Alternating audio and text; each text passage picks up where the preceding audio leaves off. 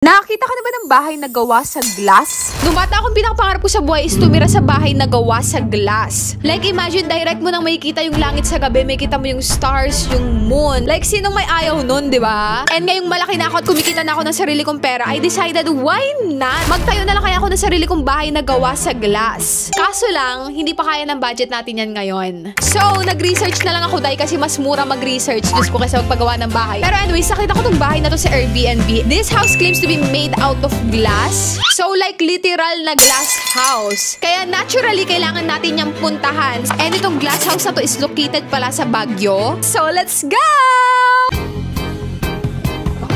From Subic to Baguio, it's a 4-hour drive. Diyos ko po, ang sakit na to sa balakang. Kaya nagpagas muna kami, namili ng snacks. Eto. Wala ka ba yun? Looks like crispy quick. What the dog doing? Then, natulog ako. Charot! Ayoko natutulog sa biyahe. Finally, after ilang hours ng biyahe, nakarating na kami sa Baguio and grabe yung fog dito. Diyos ko, para kaming nasa loob ng ulap. Bago ka makapunta sa room, kailangan munang dumaan dito sa hanging bridge nila. Actually, medyo scary siya at first, pero scary lang din naman pala pag tumatagal. You can take a walk now. Whole place is landscape.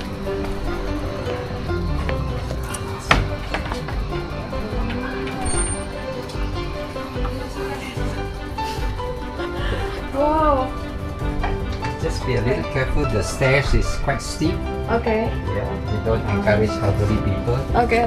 This is the glass house. Well, actually, hindi siya mukhang glass dito sa labas, pero let's see kung ano itsura niya sa loob. And in fairness, ang dami nila mga gandang Airbnbs dito. Like, marami palang types ng glass house dito. Like, tignan nyo na lang to. O, diba? Another glass house. Medyo dumidilim na, so pasok ka tayo sa loob. At pagpasok mo, ito agad yung bubungad sa'yo. Para siyang maliit na tambayan. Meron silang board games, upuan, unan. Then, meron silang hagdan pababa papunta sa actual bedroom. Meron sila ditong gitara, mini duyan, sink, toilet, shower na may sky view pa. Outside naman meron silang tinatawag dito na Black Tower, wherein pag inakyat mo siya, you can see the whole Baguio. Basta maganda yung view. Dito ba? Totoo? Para na. Meron daw silang tower dito sa taas. Teka. Naakyat na rin siya. Ito niya bigyan. Fairness, nakatakot ah. Let's see. Okay. Let's see. Ito rin yung pinagmamalaki nila dito. So, let's see. May duya.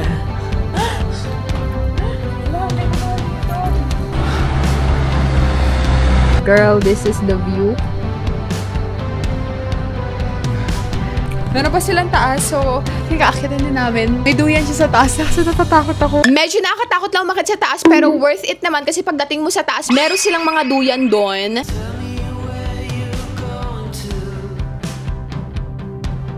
Very, very nice. Ang ganda ng scenery dito. Basta ganito yung tali. Ganda din ang lamig. It's giving peaceful. So I think it's time na akyatin tong taas. I'm very, very scared. Let's go. Woo! What the hell? Oh my God! Natakot ako. Nakita ko ng taas. Guys, I have dito ko maganda. I have fear of heights. This is very scary. Kita ko silang lahat dito. Ayoko na. Baba na ako. I'm scared. View is viewing. Meron silang hammock. Duyan lang yan eh. Babaan nyo lang so. Ayoko na. Baba na ako. I'll go down na. Bye! Meron pa silang patio dito na open for all guests. Very, very nice. Oops, medyo nakatakot yung pababa. At eto na naman tayo sa maalog na hanging bridge na to. Eto lang kasi nag-iisang daan papunta sa room namin. Kaya kahit nakatakot, wala kaming choice. Wag! Ano to, serious vlog? Wow.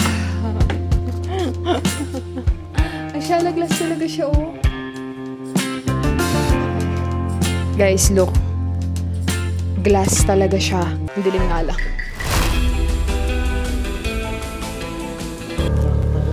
Uy, gago na. Gusto ko. Takot din ako eh. Ano mo tatakutin? Hindi nakakatakot yung pwesto mo dyan. No, sakit tayo sa taas. At ngayon, nandito na ako sa glass house. I have 4 missions. Mission number 1, see the sunrise from the Black Tower. Kasi pinagmamalaki nila dito na maganda daw ang sunrise doon. Like, kitang-kita mo lahat. So, hopefully, magising ako ng sobrang agat eh. Kasi like, yung sunrise dito parang alas 5 pa lang ata. Diyos ko na, hindi ko alam kung kaya kong gawin yun. Number 2, mag-almusal at magkape sa patio nila. Ang ganda talaga ng scenery doon dahil. Kasi feeling ko masarap mag-almusal doon. Kitang-kita mo lahat. Mission number 3, mamili ng Gabby's house. Kasi favorite ng pamangkin ko yun at nangako ko sa kanya na mamili ako ng Gabby's house kahit saang lugar ako magpunta. So, maghahanap tayo ng Gabby's house dito sa Baguio. And mission number 4 is mag-stargaze dun sa taas. Kasi nga pangarap ko yun nung bata ako dahil like makita ko ng mga stars sa langit. Kaya binook ko tong glass house. First night pa lang namin dito, dumiretso na agad kami sa Toy Kingdom to buy Gabby's house.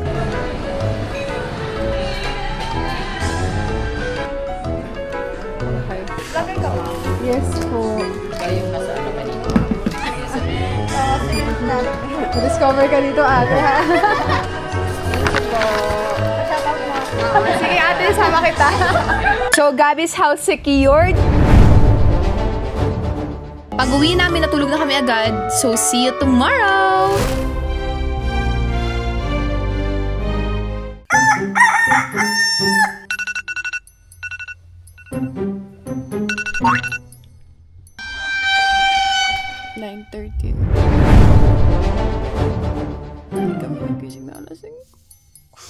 And by the way, ganito pala itsura ng glass house sa labas. O, diba, sobrang ganda rin.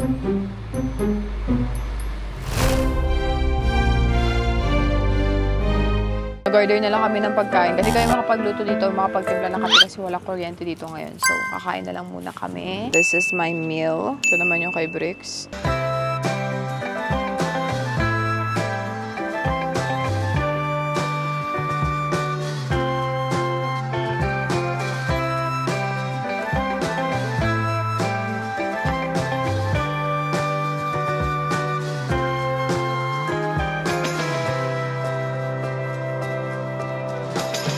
Kakape na lang kami dito.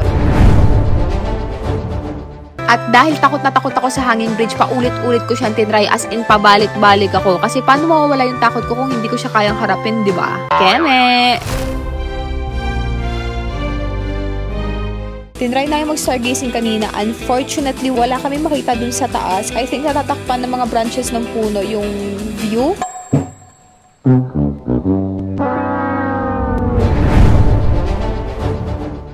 Sadly, hindi kami makapag-stargazing ngayon, kaya naglaro na lang kami ng Scrabble te hanggang sa antukin na kami.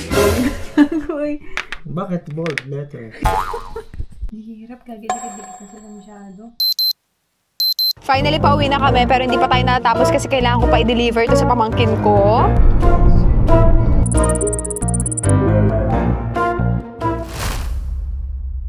Teya! Here! Dali! Bibigay tita! Tara! I-give na tita sa'yo. Teya, look oh! Close your eyes! Close your eyes! 1, 2... Are you happy?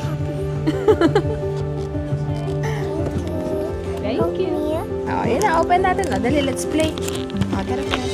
And just like that, parehas namin natupad yung pangarap namin. Although may mga struggles along the way, like umulan, nawalan ng kuryente, or hindi man kami nakapag-stargaze, what matters is natupad ko yung dream ko. Kaya ikaw, don't give up on your dream, gaano man yan kaliit or kalaki.